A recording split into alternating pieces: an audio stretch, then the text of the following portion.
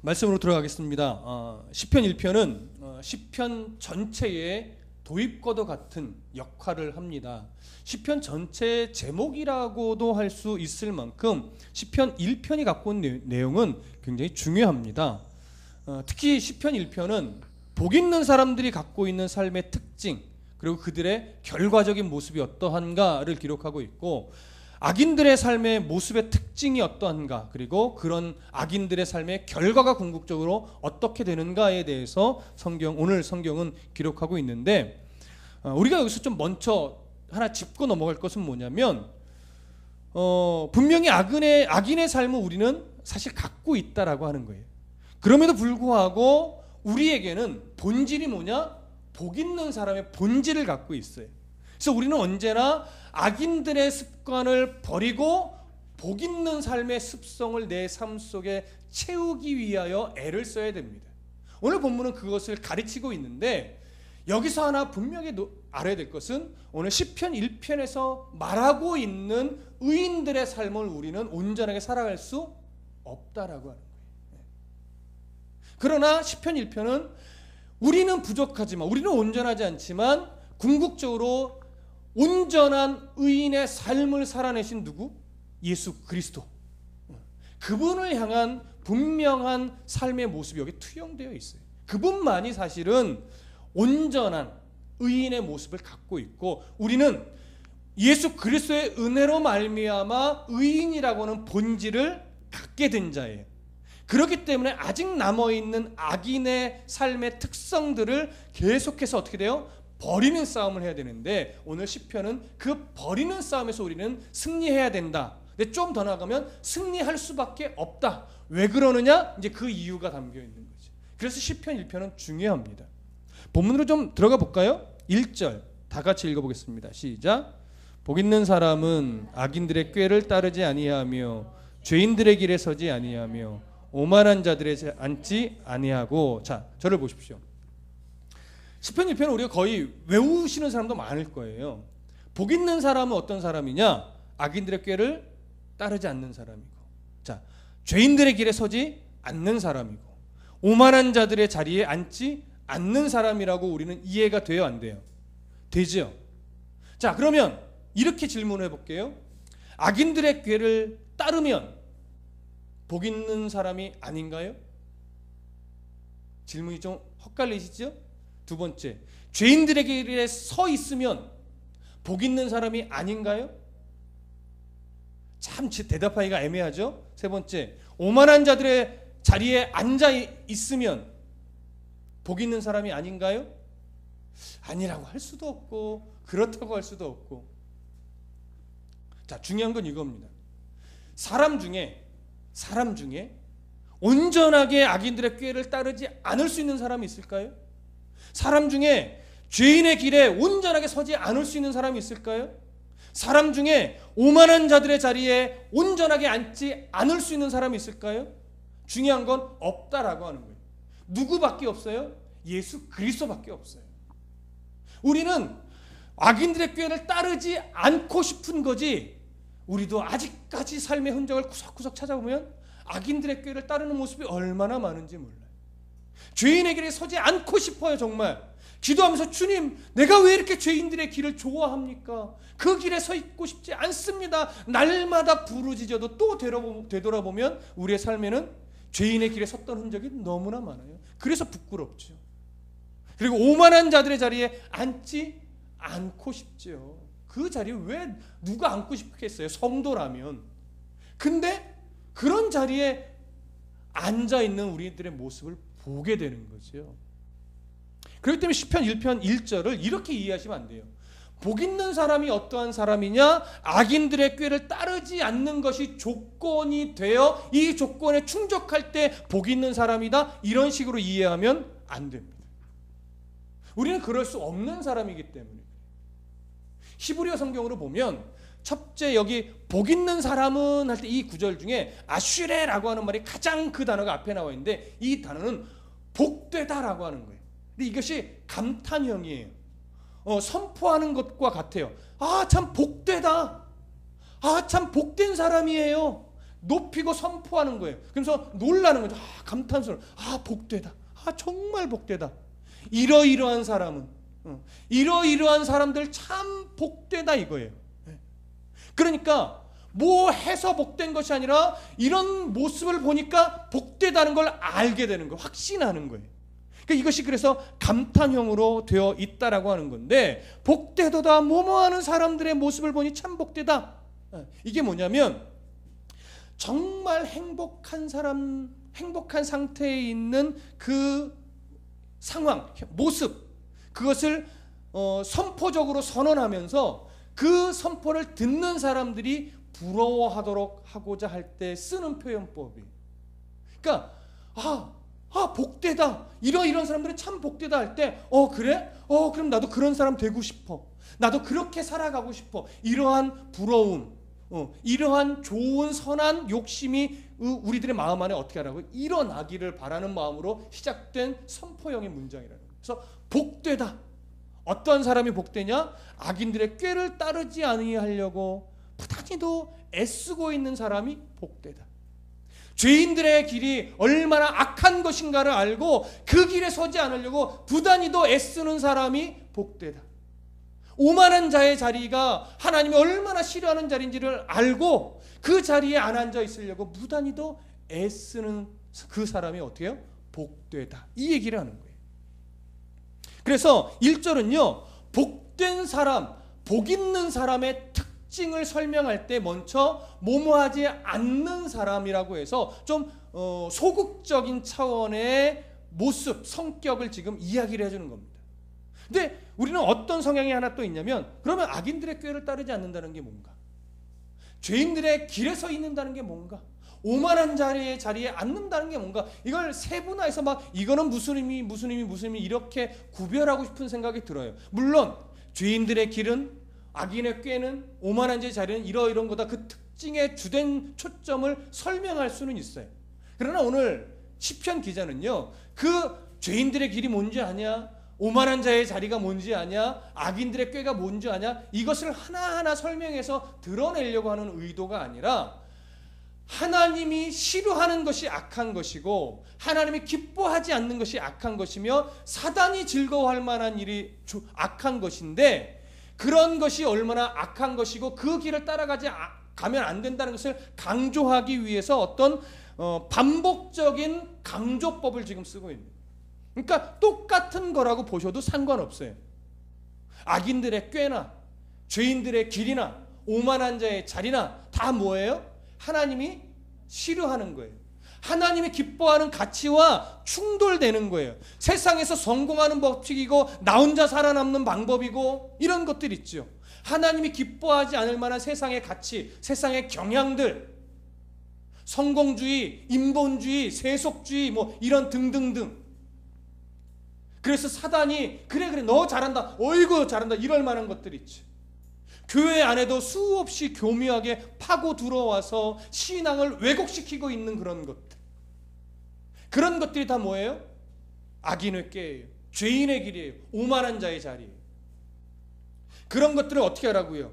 계속 분별하여 찾아낸 것들을 저련히 끊어내는 싸움을 하는 그 사람, 그 싸움을 하고 있는 사람, 그 사람을 딱 보니까 그 싸움을 하고 있어. 그러니 그 사람을 보고 뭐라고 하는 거예요? 이야 참 복된 성도네. 저 사람 참 복된 사람이야. 늘 싸워서 이기기 때문에? 아니요. 그 싸움을 하는 그 모습으로만도 참 복된 사람임이 뭐예요? 드러내는 거예요. 내가 성도답지 않은 그 작은 한 모습 때문에 하나님 앞에서 가슴 아파할 줄 아는 사람들. 하나님 죄송해요. 제가 오늘 성도답지 못한 말을 입 밖에 내뱉었어요. 아유 그때 한 번만 참았으면 좋았는데, 내가 하나님의 자녀인데 그걸 못 참아서 오늘도 승질을 팍 부려버렸네요. 이런 어떤 사람들은 별거 아니라고 말할 수 있어요. 그러나 성도이기 때문에 그런 성도답지 않은 말투 하나, 성도답지 않은 표정 하나, 성도답지 않은 생각 하나 때문에 하나님 앞에 죄송해야 할 줄 아는 그 심령. 이게 뭐예요? 복된 사람의 특징이에요. 그 사람들을 보고 참 복된 집사님 이렇게 말할 수 있는 것이죠. 여러분 복된 집사님이십니까? 복된 성도예요? 복된 학생이에요? 제가 볼 땐 복된 분들입니다. 늘 부족해요라고 말하잖아요. 저는요, 참 이렇게 왜 이렇게 신앙이 연약한지 모르겠어요. 그걸 아는 게 복된 자의 특징이에요. 여러분, 공부 못하는 사람의 특징이 뭡니까?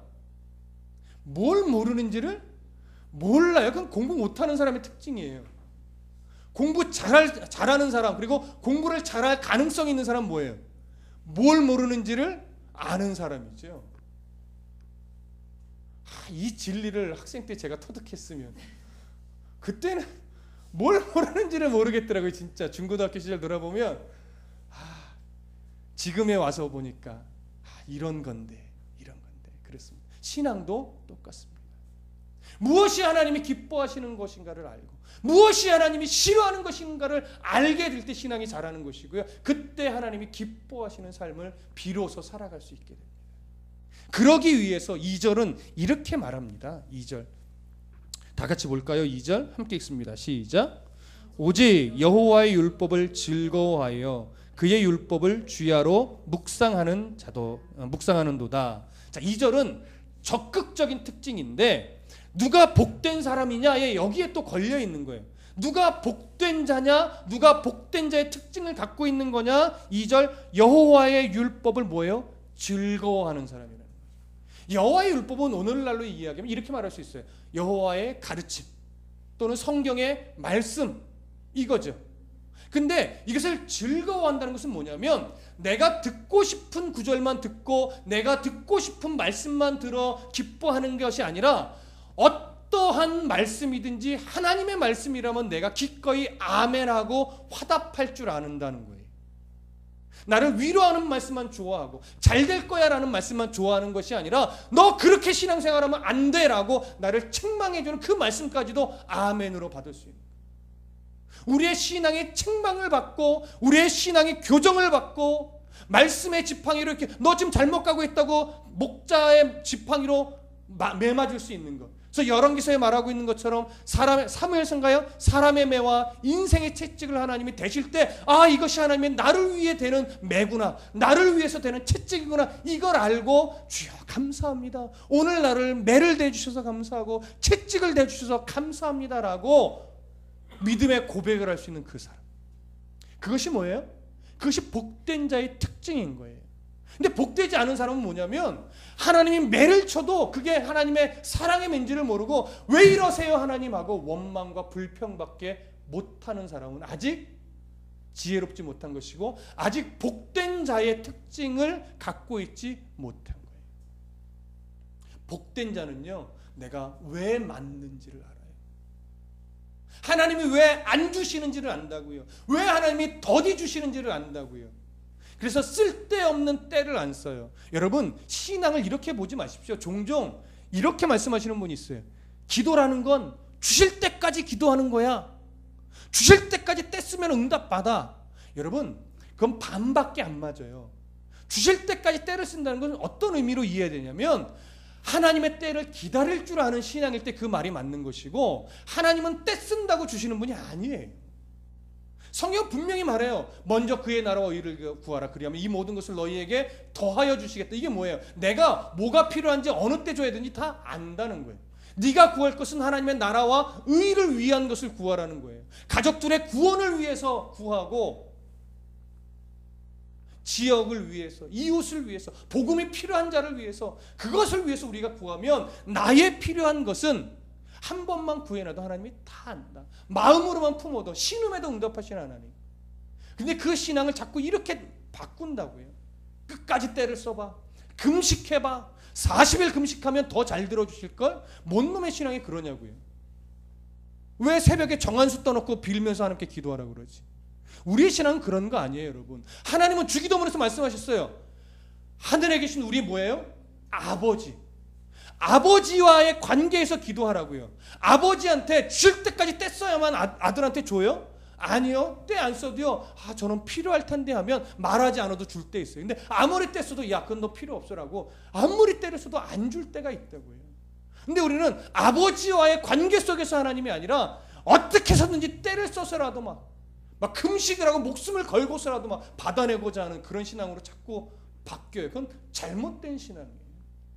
그걸 알아야 돼요. 그러니까 뭐예요? 여호와의 율법을 즐거워한다는 것은 뭐냐면 하나님이 주시는 그 가치를 알고 나를 책망하시는 거든 나를 위로하시는 거든 나를 복주시는 것이거든 모든 말씀을 나의 형편과 상황과 상관없이 아멘으로 받을 수 있어야 된다는 거예요. 이것이 뭐예요? 즐거워하는 거예요. 즐거워하는 거예요. 여러분, 여호와의 율법을, 하나님의 말씀을 즐거워하실 수 있는 성도가 되시기를 간절히 부탁합니다. 이어서 이렇게 말합니다. 그의 율법을 주야로 묵상하는도다. 자, 저를 보십시오. 여기 율법은 앞에서 말씀드렸듯이 여호와의 말씀이며 성경의 말씀이며 하나님의 가르침일 겁니다. 그렇죠? 환상으로 들리는 그런 이상한 거 말고 말씀으로 정확하게 주시는 그 말씀. 근데 그 말씀을 어떻게 해요? 주야로. 주야라고 하는 것은 아침과 저녁을 말하는 것이 아닙니다. 지속적으로 계속하여 조금 더 확대하면 온종일, 더 확대하면 일평생. 거의 습관적으로 이 얘기예요. 무슨 말씀인지 아시겠습니까? 단순하게 아침과 저녁으로 뭐 이런 얘기 아니에요. 일평생 계속하여 이런 얘기예요. 주야로 어떻게 해요? 묵상하는도다. 여기서 묵상한다는 말은 히브리어로 하가입니다. 하가. 이 하가는 이런 의미예요. 우리의 묵상은 아멘, 아멘 이렇게 생각을 하는데 구약 시대의 묵상은요 작은 소리로 계속 읊조리는 거예요.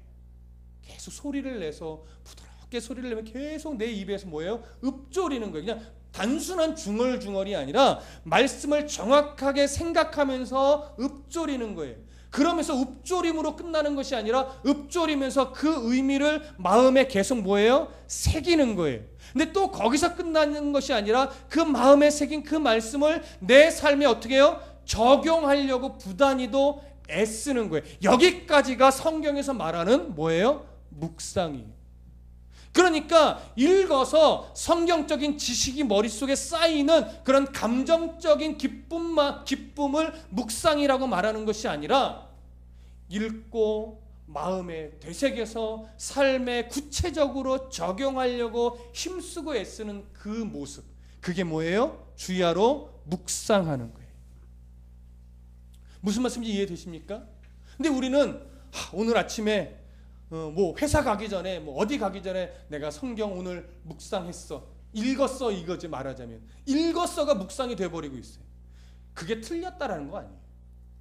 오늘 읽었던 그 말씀, 그리고 마음에 깨닫게 된 그 말씀을 온종일 뭐예요? 생각하고 또 되새기며 생각하고, 그러면서 이것이 마음속에 어떻게 의미가 무엇인지를 더 깊이 생각하는 거죠. 그래서 이거구나 생각했으면 그것이 삶에 적용되어지도록 뭐 하는 거예요? 애쓰는 거예요.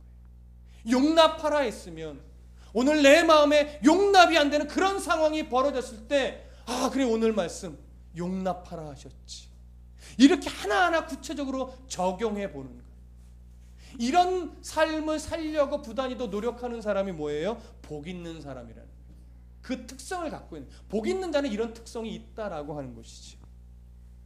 그래서 신명기 17장 19절에 이 말씀을 증명이라도 하듯이 이렇게 말씀이 되어 있습니다. 평생에 자기 옆에 하나님 말씀을 옆에 두고 읽어 그의 하나님 여호와 경외하기를 뭐요? 배우며 율법의 모든 말과 이 규례를 지켜 행할 것이라. 이게 묵상이에요.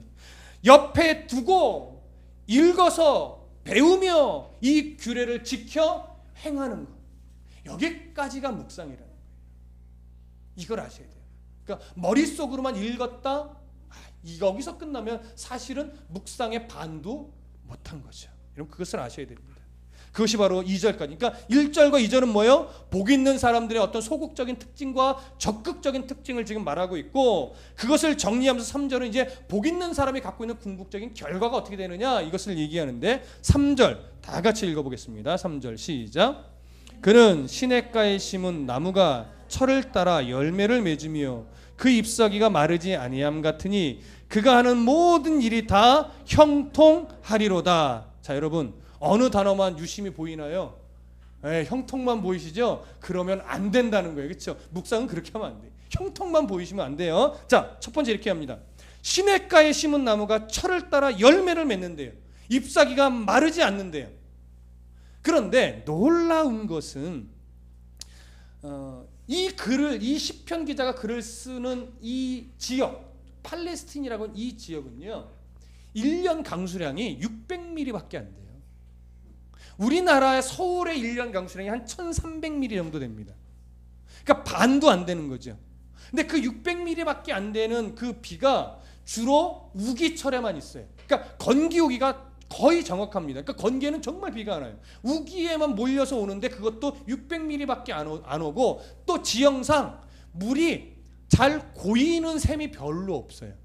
그러니까 우기 때 잠깐 흐르다가도 금방 다 물이 어디론가 빠져버리지, 물이 계속해서 사시사철 흐르는 시내가 있는 곳은 거의 없습니다. 드물어요. 그러다 보니까 팔레스타인의 나무들은요, 다 작아요. 그 대표적인 게 로뎀나무예요. 로뎀나무는 어떻게, 떨기나무, 로뎀나무는 어떻게 해요? 작고요, 이파리가 많지 않아요. 그늘이 많이 지지 않아요. 그래서 이스라엘 백성들에게 있어서 로뎀나무 하면 좋은 이미지가 아니라고 말씀드렸죠. 얼마나 인생이 비참하면 저 그늘도 안 만들어지는 로뎀나무에 머리를 쳐박고 쉬고 있나, 이런 이미지라고요. 그래서 로뎀나무의 원 의미는 시궁창이라는 의미예요. 우리나라는 이상하게 그것을 쉼터의 의미로 자꾸 쓰고 있는데, 원래 로뎀나무는 시궁창이라는 의미예요. 정말로 비참한 인생을 표현할 때 로뎀나무라고 해요. 로뎀나무 같은 인생, 이렇게 보는 거죠. 그런 나무들이 많아요. 왜? 물이 항상 있는 지역이 아니기 때문에. 그러니까 시냇가에 나무가 심겨져 있으면 당연히 잘 자라죠. 왜? 항상 물이 공급되니까. 그러니까 열매가 잘 맺을 수밖에 없고, 나무가 잘 자랄 수밖에 없고, 잎사귀가 마를 수가 없지요. 그런데 팔레스틴 지역에서 그런 시냇가를 찾기는 쉽지 않습니다. 재밌는 것은 오늘 여기 시내라고 할 때 이 시냇가는요, 히브리어로 팔르게 마임 이렇게 적혀 있는데, 이것은 자연적인 시내를 말하지 않아요. 사람이 인공적으로 만들어 놓은 관계수로 있죠. 인공수로, 그걸 말하는 거예요. 그래서 어딘가 물이 많은 근원에서부터 수로를 만들어서 끌어오는 거예요. 라오디게아 교회가 그랬잖아요. 에베소에서, 저쪽 빌립보에서 온천수도 끌어오고 생수도 끌어오고, 이런 것처럼 중동 지역도 사시사철 물이 넉넉하게 있는 곳이 별로 없어요. 그러니까 물이 많은 곳에서부터 수로를 만들어서 끌어오면서 만들어진 인공수로를 말하는 거예요. 그렇게 물을 끌어온 시냇가의 나무를 심는 거죠. 또 하나 재밌는 것은 3절에서 시냇가에 심은 나무를 할 때 이 심다라고 하는 말은요, 수동태로 되어 있어요. 그러니까 흐르는 인공적으로 만든 그 시냇가 옆에 심겨진 나무를 말해요. 심겨진 나무라는 건 뭐예요? 척박한 땅에 심겨져 있던 나무를 뽑아서 인공적으로 만들었지만 물이 사시사철 있는 그곳에 옮겨다가 심은 거예요. 그랬더니 이 나무가 늘 사시사철 물의 공급을 받으니까 열매도 맺고 잎사귀가 마르지 않으며 잘 자라는 거죠. 이게 바로 오늘 3절에 기록되어 있는 내용인데, 이 모습을 뭐라고 말하는 거예요? 형통이라고 말하는 거예요. 형통. 그러면 이제 저를 보세요. 오늘 3절에서 말할 때 시냇가에 심은 나무가 있는데 그 나무가 열매를 맺고 잎사귀가 마르지 않아요. 근데 여기서 뭐가 형통일까요? 자, 제가 질문을 이렇게 드려볼게요. 열매를 맺는 게 형통입니까? 잎사귀가 마르지 않는 게 형통입니까? 형통함의 결과적 현상이 뭐예요? 열매를 맺는 거고 잎사귀가 마르지 않는 거죠. 그러면 진정한 형통은 뭐예요? 물가에 심기어져서 물의 공급을 받는 게 형통인 거예요, 여러분. 그럼 오늘 3절에 우리는 어떤 시냇가에 심기워진 나무입니까? 하나님의 말씀이라고 하는 그 말씀의 시냇가에 우리가 심겨진 거예요. 원래 우리는 어떤 존재였는데, 말씀과 상관없이 죄의 종노릇하던, 사단의 종노릇하던, 그렇게 심성이 본래 악하고 황폐하던 자라고요. 그런 우리를 하나님이 조건 없이 예수 그리스도의 보혈의 은혜로 덧입혀서 거기서 뽑아서 어디에다가 말씀의 시냇가 옆에 팍 박아놓으신 거예요. 아무도 뽑지 못하도록. 그랬더니 우리는 싫어도 계속 뭐가 와요? 말씀이 오는 거예요. 말씀의 공급을 받는 거예요. 그러다 보니까 점차 잎이 우거지고 키가 자라고 그러면서 결국은 뭐예요? 열매까지 맺혀지는 거죠. 처음에는 싫어요, 싫어요, 싫어해서 물도 막 난 이 물 싫어요 막 그러지만 결국 하나님은 우리를 거기서 뽑아내지 않기 때문에 물이 공급이 되니까 어떻게 돼요? 푸르러지고 열매가 맺는 거예요. 그러니까 나의 어떠함 때문에 형통한 것이 아니에요. 내가 어디에 심겨져 있느냐가 형통이에요. 여러분들이 지금 비록 삶의 모습은 부족할 수 있으나 지금 말씀의 자리에 있고 성경을 읽고 있고 말씀을 듣고 나의 부족함을 깨닫고 있다면 우리는 말씀의 공급을 받는 것이기 때문에 결국은 하나님 우리를 어떻게 해요? 푸르르게 만들어요. 결국은 우리를 열매 맺게 만든다고요. 그래서 형통인 거예요. 그러니 이 형통을 무엇과 연결시키면 안 돼요? 세상의 성공과 연결시키면 안 돼요. 성공할 수 없다. 세상으로 세상에서 좋은 일이 일어나서 이걸 말하는 것이 아니라 그건 뭐예요? 2차적인 문제라고. 2차적인 문제. 우선적인 형통은 우리들의 형통은 뭐예요? 하나님이 나를 죄인의 모습에서 의인의 모습으로 옮겨 놓았다. 십자가의 은혜를 덧입어 말씀의 시냇가에 우리를 내려서 오늘도 나는 예배하고 있고 말씀의 책망을 받고 있고 그래서 말씀대로 살고자 하는 그런 말씀, 우리의 갈급함이 일어나고 그런 애씀이 조금이라도 있다. 이것이 바로 형통한 자, 복된 자의 모습이요 증거라는 거죠. 이런 의미에서 우리는 모두 뭡니까? 복된 자 맞나요? 형통한 자 맞나요? 그러니 다른 형통을 구하지 마십시오. 다른 형통을 신앙의 우선순위로 올려놓지 마시라는 거예요. 이미 형통한 자라니까요. 이미 복된 자라니까요. 근데 자꾸 다른 복을 구하고 다른 형통을 구하면 하나님이 참 답답해 하시는 거예요. 그래서 그건 이 순위지. 내가 알아서 줄게. 그 복, 그 형통은 내가 알아서 줄 테니까 네가 먼저 구해야 될 형통을 깨달아. 네가 얼마나 형통한 자인지, 네가 얼마나 복된 자인지 그걸 깨닫고 좀 놓치지 말아라. 하나님 이 얘기를 하시겠죠. 여러분, 복 있어야 되는 자가 아니라 복 있는 자입니다. 이미 옮겨서 심기어진 자입니다. 그거 놓치지 마십시오. 자, 4절부터 6절까지를 다 같이 읽어보겠습니다. 함께 읽습니다. 시작. 악인들은 그렇지 아니하며 오직 바람에 나오는 겨와 같도다. 그러므로 악인들은 심판을 견디지 못하며 죄인들이 의인들의 모임에 들지 못하리로다. 무릇 의인들의 길은 여호와께서 인정하시나 악인들의 길은 망하리로다. 저를 보십시오. 결론입니다. 4절과 5절. 악인들은 그렇지 않다 이거예요. 뭐가 그렇지 않아요? 그들은 시냇가에 뿌리를 내리고 있지 않다는 거죠. 그래서 그들은 형통한 자가 아니라는 거예요. 이 얘기는 다시 얘기하면 지금 하나님을 대적하고 하나님을 인정하지 않고 그리스도의 은혜를 받지 못한 자들은 세상에서 때로는 번영을 누릴 거예요. 세상에서 때로는 성공했을 거예요. 그러나 그 성공이, 그 번영함이 영원하지 않아요. 무슨 말씀인지 알겠습니까? 영원하지 않고 결국은 결과가 어떻게 되냐? 바람에 나는 겨와 같이 하나님이 심판하실 때 의인과 가라지를 분리하실 때 그들은 어디에? 악인의 자리에, 쭉정이의 자리에 그들은 분리될 거라는 거예요. 그때 슬퍼해도, 그때 울며 이를 갈아도 기회는 없어요. 이게 그들의 결과적 모습이라고요. 근데 우리는 자꾸 악인들의 성공을, 악인들의 번성을 자꾸 부러워하는 거예요. 부러워하는 거예요. 그러지 말라는 거죠. 그게 형통이 아니라는 거예요. 그게 복된 모습이 아니라는 거예요. 근데 우리는 왜 자꾸 부러워지는지 그게 속상한 거죠. 그러니까 싸우셔야 돼요. 하나님이 없는 저 번영을 부러워하지 않게 도와주세요. 하나님이 없는 저 성공을 부러워하지 않게 도와주세요. 예수 믿어 기꺼이 가난할 줄 아는 용기가 우리에게 필요합니다. 예수 믿어 즐겁게 실패할 수 있는 자도 필요해요. 실패해야 된다는 것이 아니고 그걸 두려워하지 않을 수 있는, 내가 주님 때문에 실패할 걸 두려워하지 않고 내가 주님 때문에 성공하지 못할 걸 두려워하지 않는, 주님이 이끄시는 대로 기꺼이 순종할 용기를 갖고 있는 것. 이게 참 성숙한 성도이며 이게 정말 형통한 자만이 가질 수 있는 용기예요. 하나님의 말씀에 어떤 그 신뢰가 없으면 어떻게 그런 용기를 가질 수 있겠어요? 그래도 하나님 이렇게 되죠. 내가 하나님 말씀 다 알아요. 그래도 내가 세상에서 좀 잘 나가야 하나님 앞에 영광 돌릴 수 있지 않겠습니까? 이렇게 얘기하는 거예요. 하나님의 영광은요, 나의 없던 때문에 증명되지 않아요. 하나님은 그 자체로 영광스러움이 충만하신 분이에요. 이왕이면 우리가 하나님의 영광스러움을 갉아먹지 않으려고 더 바라야 되는 것이지요. 우리가 어떻게 하면 하나님이 더 영광받고 이런 거 없습니다.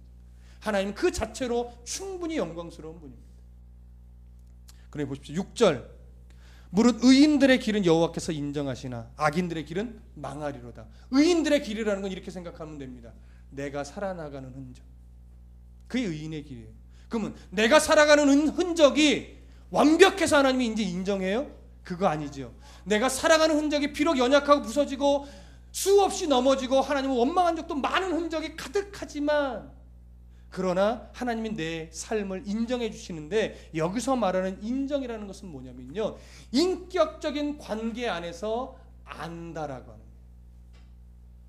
인격적인 관계가 형성됐어요. 그래서 그의 삶을 하나님이 알아요. 뭐 때문에 연약한지 알고, 무엇 때문에 자꾸 넘어졌는지 알고, 그러 가운데 하나님 앞에서 하나님 내가 정말 성도답고 싶은데 하면서 울부짖었던 것도 알고, 근데 무엇을 아느냐면 그 사람 때문에 예수님이 십자가에서 죽으셨다는 걸 알아요. 그래서 하나님과 나와의 관계가 뽑을 수 없는 시냇가에 심겨진 나무라는 그 사실을 안다고요. 그게 뭐예요? 인격적인 관계 안에서 나를 아시는 거예요. 그러니까 좀 연약해도 예수 그리스도의 보혈의 은혜로 말미암아 내가 너를 뭐 한다고 해요? 인정한다. 의인으로 인정한다. 하나님 나라의 백성으로 인정한다. 그 마지막 때에 내가 너를 모른다고 내치지 않을 거다라고 하는 거죠. 이게 의인의 궁극적인 결과요 모습입니다. 여러분들은 그 마지막 때에 야 너는 여기 못 들어와라고 내침을 받지 않는 자들이에요. 비록 좀 연약하고 부족해도, 어리석은 모습이 많았다 할지라도 하나님은 내가 너를 안다, 어서 들어와라. 그러나 주여 주여 하고 귀신을 내쫓고 선지자 노릇을 해도 마태복음에 뭐라고 한다고 그랬어요? 내가 너를 도무지 모른다. 이게 뭐예요? 악인의 최종적인 결과예요. 그래서 목사라고 해서 자만할 수 없는 거예요. 내 안에 복된 자의 흔적이 있는가를 봐야 돼요. 연약하지만. 그래서 우리 스스로는 이미 복된 자이지만 내 안에 복된 자의 흔적이 있나를 날마다 그래서 점검해 봐야 되는 거예요. 왜? 더 가득 차게 하려고. 그래서 하나님이 더 기뻐하실 수 있도록 하려고. 이게 바로 복된 자의 삶의 모습인 겁니다. 오늘도 이 싸움이 가득한, 이 중심의 흔적이 가득한 우리 모두가 되기를 소원합니다. 기도하겠습니다.